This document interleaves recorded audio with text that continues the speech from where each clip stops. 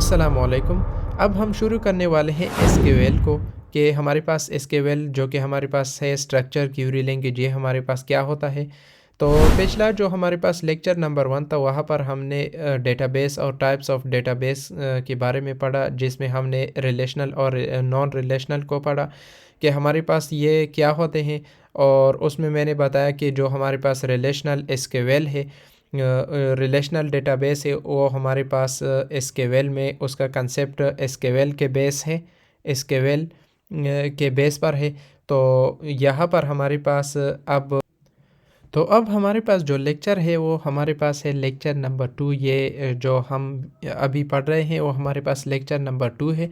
वो हमारे पास एसक्यूएल पर बेस है, मतलब इसके बारे मतलब हम एसक्यूएल के बारे में इस लेक्चर नंबर 2 में पढ़ेंगे।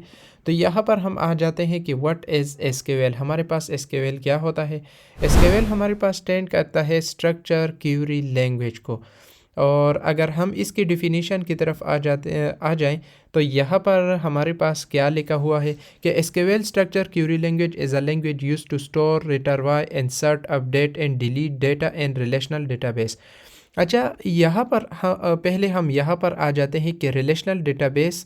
तो रिलेशनल डेटाबेस के बारे में मैंने लेक्चर नंबर 1 में पढ़ाया है कि हमारे पास रिलेशनल डेटाबेस एसक्यूएल में हमारे पास यूज़ होते हैं, जिसमें हमारे पास सिंपल वर्ड में मैं बता दूं कि रिलेशनल डेटाबेस हमारे पास वो होता है जहाँ पर हमारे पास टेबल होते हैं और टेबल में हमारे पास रोज़ एंड कॉलम्स होते हैं।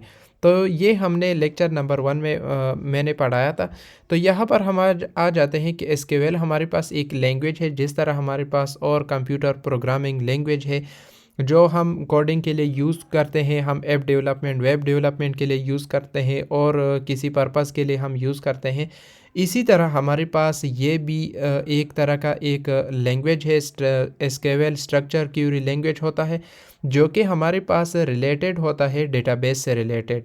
मतलब हम इसके ज़रिए से हम क्या करते हैं कि डेटाबेस से इंटरेक्शन करते हैं, डेटाबेस से हम कम्युनिकेशन करते हैं, डेटा को स्टोर करते हैं उसमें, और बाकी ये जो हमारे पास ऑपरेशन है। अच्छा, एसक्यूएल हमारे पास एक लैंग्वेज है जिसको हम यूज़ करते हैं किसके लिए, स्टोर करने के लिए, रिट्रीव करने के लिए, इंसर्ट करने के लिए, अपडेट करने के लिए और डिलीट करने के लिए। किस चीज़ के लिए? ये जो हमारे पास है store, retrieve, insert, update and delete data in relational database. तो डेटा को स्टोर करना, डेटा को रिट्रीव करना, इंसर्ट करना, अपडेट करना और डिलीट करना रिलेशनल डेटाबेस में, उसको हम बोलते हैं कि ये हमारे पास क्या है, स्ट्रक्चर क्यूरी लैंग्वेज है। सिंपल वर्ड में मैं बता दूं, स्ट्रक्चर क्यूरी लैंग्वेज हमारे पास एक इस तरह का लैंग्वेज होता है जहां पर हम टेबल में, डेटाबेस में हमारे पास टेबल होते हैं। तो टेबल में हम क्या करते हैं कि डेटा को स्टोर करते हैं, डेटा को एक्सेस करते हैं, रिट्रीव का मतलब है एक्सेस करते हैं, इंसर्ट करना, इंसर्ट करते हैं, इंसर्ट का मतलब है हम उस डेटाबेस में डेटा को इंसर्शन करते हैं, कोई और डेटा उसमें स्टोर करते हैं। और उस अपडेट का मतलब ये है कि हमारे पास एक तरह हमारे पास डेटाबेस में डेटा स्टोर है और उसमें हम कोई चेंजेस करते हैं, मॉडिफिकेशन करते हैं, तो वो हमारे पास अपडेट में आता है और उस डेटा को हम डेटाबेस से डिलीट करते हैं। तो ये हमारे पास ऑपरेशन होते हैं एसक्यूएल में, स्ट्रक्चर क्यूरी लैंग्वेज में। तो सिंपल वर्ड में मैंने इसकी डिफिनीशन भी बता दी, मैंने डीप इजली भी बता दी, आपकी जो जो भी कंसेप्ट थे वो मैंने यहाँ पर क्लियर कर दी कि हमारे पास एसक्यूएल हमारे पास क्या होता है। अब हम यहाँ पर आ जाते हैं कि it is use to perform curate operation. तो इसमें हमारे पास एसक्यूएल में हमारे पास करट ऑपरेशन होते हैं जो कि परफॉर्म होते हैं इसमें। तो करट का हमारे पास मतलब क्या है, तो बाज़ जगह पर आपने सुना भी होगा कि हमारे पास यहाँ पर मतलब इस वर्ड को आपने बाज़ दफ़ा सुना होगा, कहीं पर भी आपने सुना होगा कि इसका मतलब हमारे पास क्या है। सी का मतलब है हमारे पास क्रिएट, आर का मतलब है रीड, यू का मतलब है अपडेट और डी का मतलब हमारे पास क्या है, डिलीट है। तो इसमें हम क्या करते हैं कि डेटा को क्रिएट करते हैं, मतलब डेटाबेस को क्रिएट करते हैं और उस डेटाबेस में से डेटा को रीड करते हैं, हम एक्सेस करते हैं, जैसा कि मैंने यहाँ पर बताया, रिट्रीव करते हैं। और फिर उस डेटा को हम फिर डेटाबेस में अपडेट करते हैं। और फिर डिलीट का मतलब ये है कि हम उस डेटाबेस में डेटा को डिलीट करते हैं, रिकॉर्ड को क्या करते हैं, डिलीट करते हैं। तो ये ऑपरेशन हमारे पास होते हैं एसक्यूएल में, जो कि नेक्स्ट जब हम जाएंगे तो वहाँ पर हम इन सब को देखेंगे कि हम किस तरह करंट ऑपरेशन परफॉर्म कर सकते हैं।